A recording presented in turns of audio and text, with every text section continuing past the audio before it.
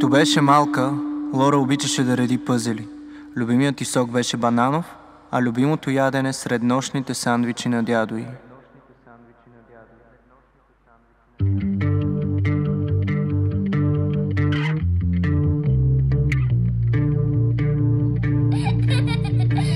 Лора имаше въжена люлка.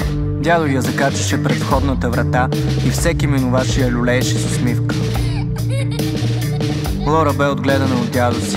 Майка й беше студентка, баща й все работеше. Тя се промъкваше тайно в семейния магазин, отмъкваше си едно киндер яйце, а след това дядо й ги плащаше. Лора и дядо й ходеха на пазар. Дядо й бе монтирал на колелото си седалка специално за Лора.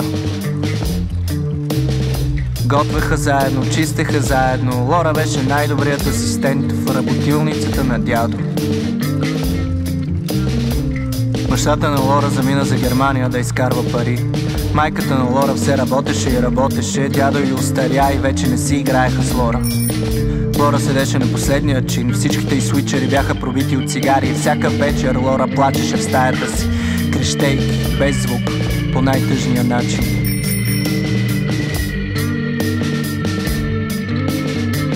Една студена суха Коледа, Лора се прибра пияна по леда. На вратата срещна дядо си. "Ще се върна утре, Лора", каза той. А Лора просто махна сърдито с ръка.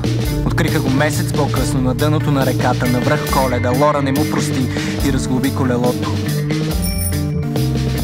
Изоставена, захвърлена, забравена от дядо си, не хвърли пръст в гроба, забрави за майка си, стегна си багажа, изостави брат си, качи се на влака и повече никога назад не погледна. Не погледна.